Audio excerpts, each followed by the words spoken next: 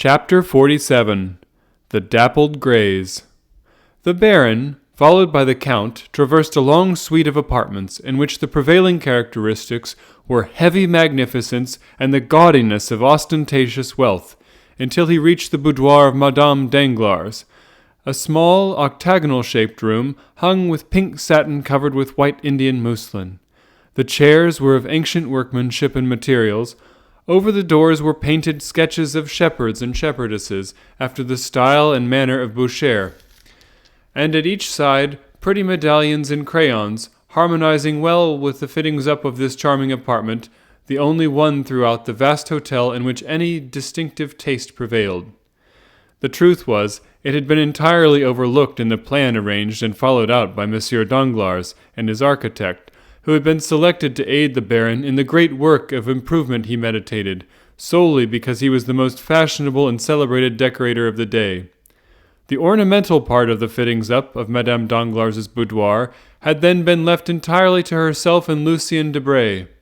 Monsieur Danglars, however, while possessing a great admiration for the antique, as it was understood during the time of the Directory, entertained the most sovereign contempt for the simple elegance of his wife's favorite sitting-room, where, by the way, he was never permitted to intrude, unless indeed he excused his own appearance by ushering in some more agreeable visitor than himself, and even then he had rather the air and manner of a person who is himself introduced, than as being the presenter of another, his reception being either cordial or frigid, in proportion as the individual who accompanied him chanced to please or displease his lady wife. As Danglars now entered, he found Madame la Baronne, who, although past the first bloom of youth, was still strikingly handsome, seated at the piano, a most elaborate piece of cabinet and inlaid work, while Lucien Debray, standing before a small work-table, was turning over the pages of an album. Lucien had found time, preparatory to the Count's arrival, to relate many particulars respecting him to Madame Danglars. It will be remembered that Monte Cristo had made a lively impression on the minds of all the party assembled at the breakfast given by Albert de Morcerf, and although Debray was not in the habit of yielding to such feelings, he had never been able to shake off the powerful influence excited in his mind by the impressive look and manner of the Count. Consequently, the description given by Lucien to the Baroness bore the highly colored tinge of his own heated imagination. Already excited by the wonderful stories related of the Count by de Morcerf, it is no wonder that Madame Danglars eagerly listened to and fully credited all the additional circumstances detailed by Debray. The sound of approaching footsteps compelled the animated pair to assume an appearance of calm indifference and worldly ease. The lady flew to her piano, and her companion snatched up an album which fortunately lay near, and seemed as though really interested in its contents. A most gracious welcome and unusual smile were bestowed on Monsieur Danglars. The Count, in return for his gentlemanly bow, received a formal though graceful curtsy, while Lucien exchanged with the Count a sort of distant recognition, and with Danglars a free and easy nod. "Baroness," said Danglars, "give me leave to present to you the Count of Monte Cristo, who has been most warmly recommended to me by my correspondents at Rome. I need but mention one fact to make all the ladies in Paris court his notice, and that is that the noble individual before you has come to take up his abode in our fine capital for 1 year, during which brief period he proposes to spend 6 millions of money. Think of that. It sounds very much like an announcement of balls, fests, dinners, and picnic parties, in all of which I trust Monsieur le Comte will remember us, as he may depend upon it we shall him, in all the entertainments we may give, be they great or small." Spite of the gross flattery and coarseness of this address, Madame Danglars could not forbear gazing with considerable interest on a man capable of expending 6 millions in 12 months, and who had selected Paris for the scene of his princely extravagance. "And when did you arrive here?" inquired she. "Yesterday morning, madame." "Coming, as usual, I presume, from the extreme end of the globe? Pardon me, at least such I have heard is your custom." "Nay, madame, this time I have merely proceeded from Cadiz hither." "You have selected a most unfavorable moment for your first visit to our city. Paris is a horrible place in summer. Balls, parties, and fests are over. The Italian opera is in London, the French opera everywhere except at Paris. As for the French theatre, you know, of course, that it is nowhere. The only amusements left us are the indifferent races held in the Champ de Mars and Satory. Do you propose entering any horses at either of these races, Monsieur le Comte? I assure you, madame, replied Monte Cristo, my present intentions are to do whatever will tend to render my sojourn in Paris most agreeable to myself and others. I only pray I may find some kind, pitying friend who will commiserate my lamentable ignorance of such matters, and instruct me rightly to understand the habits and etiquette of this polished city. Are you fond of horses, Monsieur le Comte? I have passed a considerable part of my life in the East, madame, and you are doubtless aware that the inhabitants of those climes value only two things, the fine breeding of their horses and the beauty of their females. Nay, Monsieur le Comte, said the Baroness, it would have been somewhat more gallant to have placed the ladies before the animals. You see, madame, how rightly I spoke when I said I required a preceptor to guide me in all my sayings and doings here. At this instant, a favorite attendant of Madame Danglars entered the boudoir. Approaching her mistress, she spoke some words in an undertone. Madame Danglars turned very pale, then exclaimed, I cannot believe it, the thing is impossible. I assure you, madame, replied the woman, it is even as I have said. Turning impatiently towards her husband, Madame Danglars demanded, Is this true? Is what true, madame? Inquired Danglars, visibly agitated. What my maid tells me? But what does she tell you? That when my coachman was about to prepare my carriage, he discovered that the horses had been removed from the stables without his knowledge? I desire to know what is the meaning of this. Be kind enough, madame, to listen to me, said Danglars.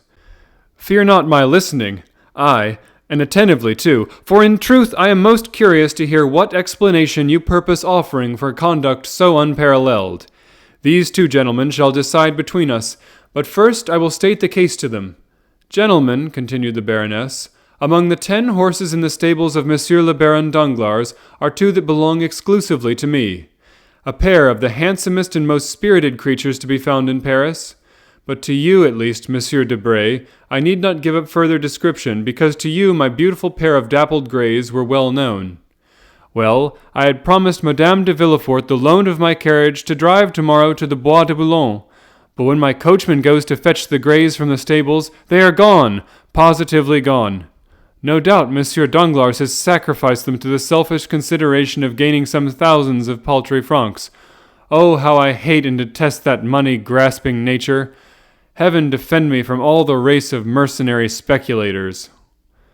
Madame, replied Danglars, the horses were not sufficiently quiet for you.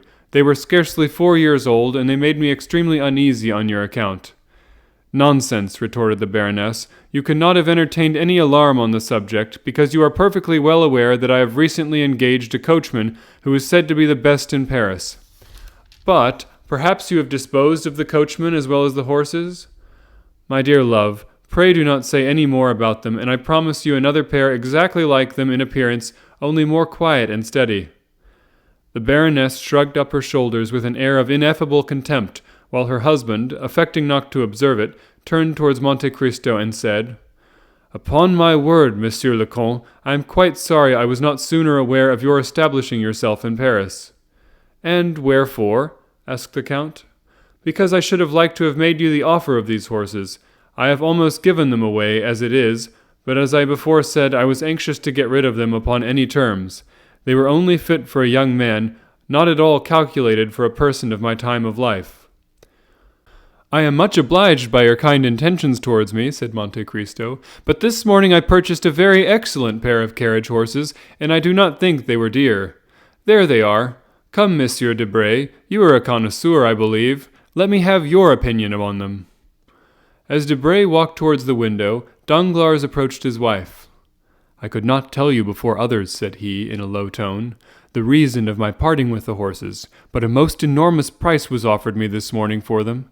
Some madman or fool, bent upon ruining himself as fast as he can, actually sent his steward to me to purchase them at any cost. And the fact is, I have gained 16,000 francs by the sale of them. Come, don't look so angry, and you shall have 4,000 francs of the money to do what you like with, and Eugenie shall have 2,000. There, what do you think now of the fare? Wasn't I right to part with the horses? Madame Danglars surveyed her husband with a look of withering contempt. "What do I see?" suddenly exclaimed Debray. "Where?" asked the Baroness. "I cannot be mistaken. There are your horses, the very animals we were speaking of harnessed to the Count's carriage." "My dear, beautiful dappled greys?" demanded the Baroness, springing to the window. "'Tis indeed they," said she. Danglars looked absolutely stultified. "How very singular!" cried Monte Cristo with well-feigned astonishment. Madame Danglars whispered a few words in the ear of Debray, who approached Monte Cristo, saying, "The Baroness wishes to know what you paid her husband for the horses." "I scarcely know," replied the Count. "It was a little surprise prepared for me by my steward. He knew how desirous I was of meeting with precisely such a pair of horses, and so he bought them. I think, if I remember rightly, he hinted that he had given somewhere about 30,000 francs. Debray conveyed the Count's reply to the Baroness. Poor Danglars looked so crestfallen and discomfited that Monte Cristo assumed a pitying air towards him. "See," said the Count, "how very ungrateful women are. Your kind attention, in providing for the safety of the Baroness by disposing of the horses, does not seem to have made the least impression on her. But so it is, a woman will often, from mere wilfulness, prefer that which is dangerous to that which is safe. Therefore, in my opinion, my dear Baron, the best and easiest way is to leave them to their fancies and allow them to act as they please. And then, if any mischief follows, why, at least, they have no one to blame but themselves." Danglars made no reply. He was occupied in anticipations of the coming scene between himself and the Baroness, whose threatening looks and frowning brow, like that of Olympic Jove, predicted a fearful storm. Debray, who perceived the gathering clouds and felt no desire to witness the explosion of Madame Danglars' rage, suddenly recollected an appointment which compelled him to take his leave, while Monte Cristo, unwilling to destroy the advantages he hoped to obtain by prolonging his stay, made a farewell bow and departed, leaving Danglars to endure the angry reproaches of his wife. "Excellent," murmured Monte Cristo to himself as he retraced the way to his carriage. "All has gone according to my wishes. The domestic peace of this family is henceforth in my hands. Now, then, to play another master-stroke, by which I shall gain the heart of both husband and wife. Delightful! Still," added he, "amid all this, I have not yet been presented to Mademoiselle Eugénie Danglars, whose acquaintance I should have been glad to make. But never mind," pursued he, with that peculiar smile that at times lighted up his countenance. "It matters not for the present. I am on the spot, and have plenty of time before me. By and by will do for that part of my scheme." The Count's further meditations were interrupted by his arrival at his own abode. 2 hours afterwards, Madame Danglars received a most flattering epistle from the Count, in which he entreated her to receive back her favorite dappled greys, protesting that he could not endure the idea of making his debut in the Parisian world of fashion with the knowledge that his splendid equipage had been obtained at the price of a lovely woman's regrets. The horses were sent back wearing the same harness they had done in the morning. The only difference consisted in the rosettes worn on the heads of the animals being adorned with a large diamond placed in the center of each, by order of the Count. To Danglars, Monte Cristo also wrote, requesting him to excuse the whimsical gift of a capricious millionaire, and to beg of Madame la Baronne to pardon the Eastern fashion adopted in the return of the horses. During the evening, Monte Cristo quitted Paris for Auteuil, accompanied by Ali. The following day, about 3 o'clock, a single blow struck on the gong summoned Ali to the presence of the Count. "Ali," observed his master, as the Nubian entered the chamber, "you have frequently explained to me how more than commonly skilful you are in throwing the lasso, have you not?" Ali drew himself up proudly, and then returned a sign in the affirmative. "I thought I did not mistake. With your lasso you could stop an ox?" Again Ali repeated his affirmative gesture. "Or a tiger?" Ali bowed his head in token of assent. "A lion, even?" Ali sprang forwards, imitating the action of one throwing the lasso, then of a strangled lion. "I understand," said Monte Cristo. "You wish to tell me you have hunted the lion?" Ali smiled, with triumphant pride, as he signified that he had indeed both chased and captured many lions. "But do you believe you could arrest the progress of 2 horses rushing forwards with ungovernable fury?" The Nubian smiled. "It is well," said Monte Cristo. "Then listen to me. Before long, a carriage will dash past here, drawn by the pair of dappled gray horses you saw with me yesterday. Now, at the risk of your own life, you must manage to stop those horses before my door." Ali descended to the street and marked a straight line on the pavement immediately at the entrance of the house, and then pointed out the line he had traced to the Count, who was watching him. The Count patted him gently on the back, his usual mode of praising Ali, who, pleased and gratified with the commission assigned him, walked calmly towards a projecting stone forming the angle of the street and house, and seating himself thereon, began to smoke his chibouque, while Monte Cristo re-entered his dwelling, perfectly assured of the success of his plan. Still, as 5 o'clock approached and the carriage was momentarily expected by the Count, the indication of more than common impatience and uneasiness might be observed in his manner. He stationed himself in a room commanding a view of the street, pacing the chamber with restless steps, stopping merely to listen from time to time for the sound of approaching wheels, then to cast an anxious glance on Ali. But the regularity with which the Nubian puffed forth the smoke of his chibouque proved that he at least was wholly absorbed in the enjoyment of his favorite occupation. Suddenly, a distant sound of rapidly advancing wheels was heard, and almost immediately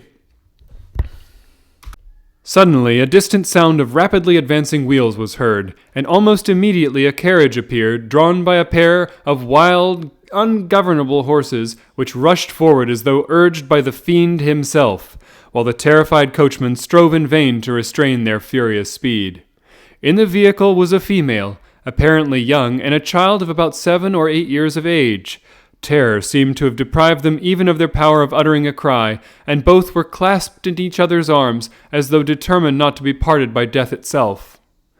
The carriage creaked and rattled as it flew over the rough stones, and had it encountered the slightest impediment to its progress, it must inevitably been upset. But it still flew on, and the cries of the affrighted spectators testified the universal sense of the imminent peril its occupants were threatened with. Then Ali knew the right moment was come, and throwing down his chibouque, he drew the lasso from his pocket, threw it so skillfully as to catch the forelegs of the near horse in its triple fold, suffered himself to be dragged on for a few steps, by which time the tightening of the well-cast lasso had so completely hampered the furious animal as to bring it to the ground, and falling on the pole, it snapped and therefore prevented the other animal from pursuing its headlong way. Gladly availing himself of this opportunity, the coachman leaped from his box. But Ali had promptly seized the nostrils of the second horse and held them in his iron grasp till the maddened beast, snorting with pain, sank beside his companion. All this was achieved in much less time than is occupied in the recital. The brief space had, however, been sufficient for an individual, followed by a number of servants, to rush from the house before which the accident had occurred, and as the coachman opened the door of the carriage, to take from it a lady who was convulsively grasping the cushions with one hand, while with the other she pressed to her bosom her young companion, who had lost all consciousness of what was passing.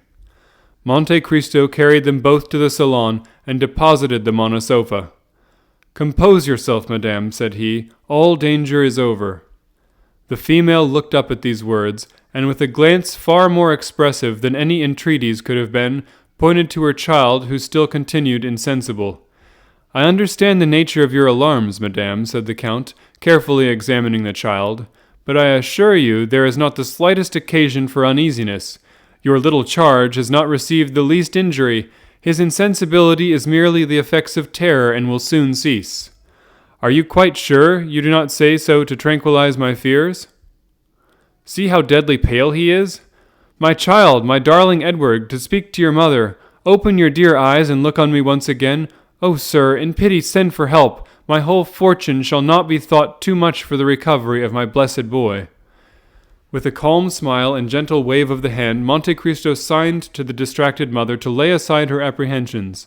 Then, opening a casket that stood near, he drew forth a phial composed of Bohemian glass containing a liquid of the color of blood, of which he let fall a single drop on the child's lips. Scarcely had it reached them before the boy, though still pale as marble, opened his eyes and eagerly gazed around him.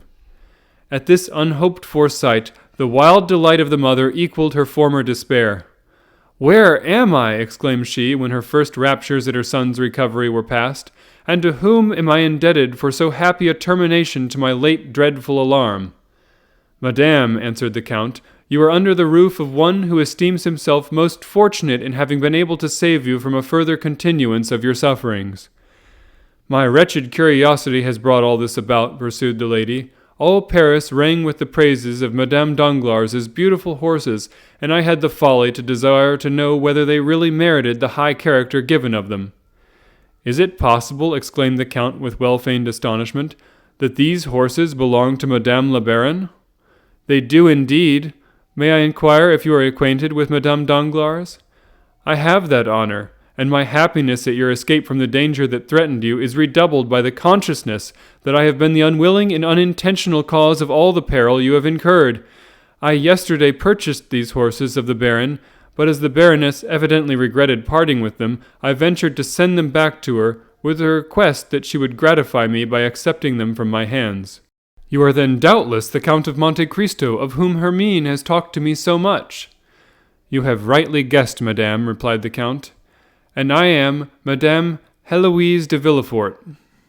The Count bowed with the air of a person who hears a name for the first time. "How grateful will Monsieur de Villefort be for all your goodness! How thankfully will he acknowledge that to you alone it is owing that his wife and child exist!" "Most certainly, but for the prompt assistance of your intrepid servant, this dear child and myself must both have perished. Indeed, I still shudder at the recollection of the fearful danger you were placed in, as well as your interesting child. I trust you will not object to my offering a recompense to your noble-hearted servant, proportionate to the service he has rendered to me and mine." "I beseech you, madame," replied Monte Cristo, "not to spoil Ali, either by too great praise or rewards. I cannot allow him to acquire the habit of expecting to be recompensed for every trifling service he may render. Ali is my slave, and in saving your life, he was but discharging his duty to me." "Nay," interposed Madame de Villefort, on whom the authoritative style adopted by the Count made a deep impression, "nay, but consider that to preserve my life he has risked his own. His life, madame, belongs not to him, it is mine, in return for my having myself saved him from death." Madame de Villefort made no further reply. Her mind was utterly absorbed in the contemplation of the singular individual who, from the first instant of her beholding him, had made so powerful an impression on her. During the evident preoccupation of Madame de Villefort, Monte Cristo scrutinized the features and appearance of the boy she kept folded in her arms, lavishing on him the most tender endearments. The child was small for his age and unnaturally pale.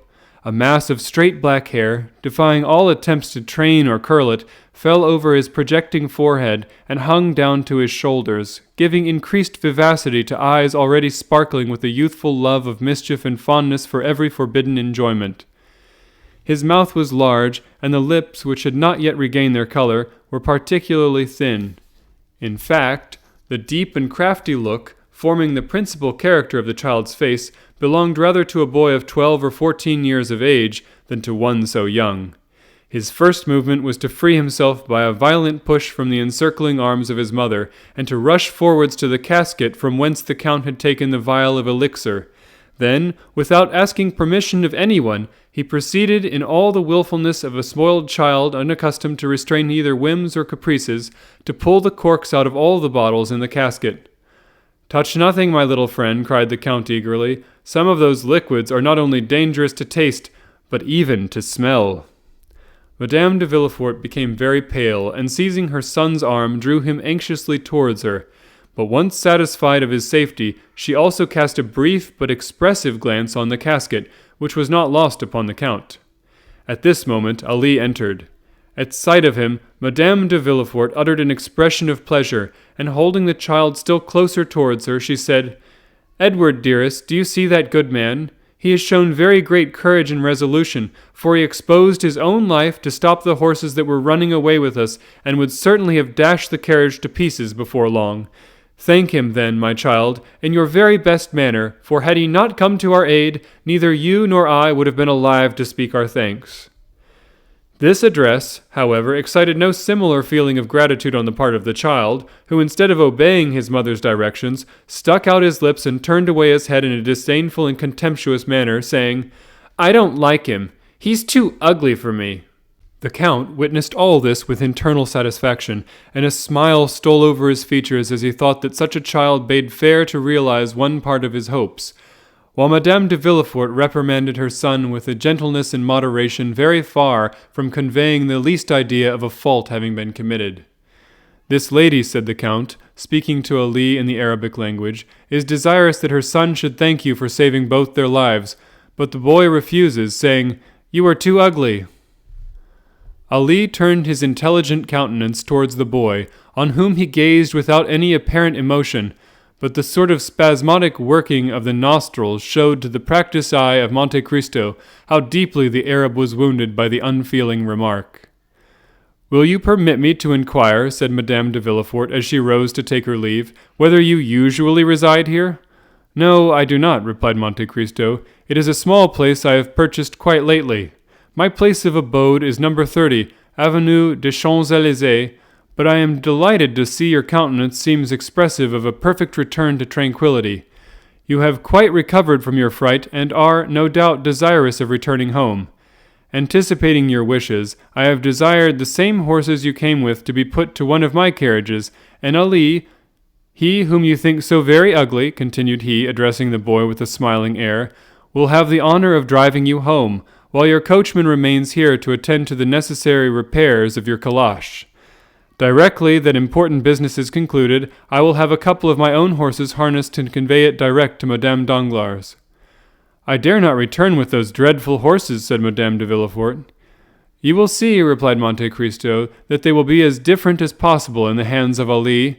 With him they will be as gentle and docile as lambs." Ali had indeed given proof of this, for approaching the animals, who had been got upon their legs with considerable difficulty, he rubbed their foreheads and nostrils with a sponge soaked in an aromatic vinegar, and wiped off the sweat and foam that covered their mouths. Then, commencing a loud whistling noise, he rubbed them well all over their bodies for several minutes, and, undisturbed by the noisy crowd collected round the broken carriage, Ali quietly harnessed the pacified animals to the Count's chariot, took the reins in his hands and mounted the box, when, lo!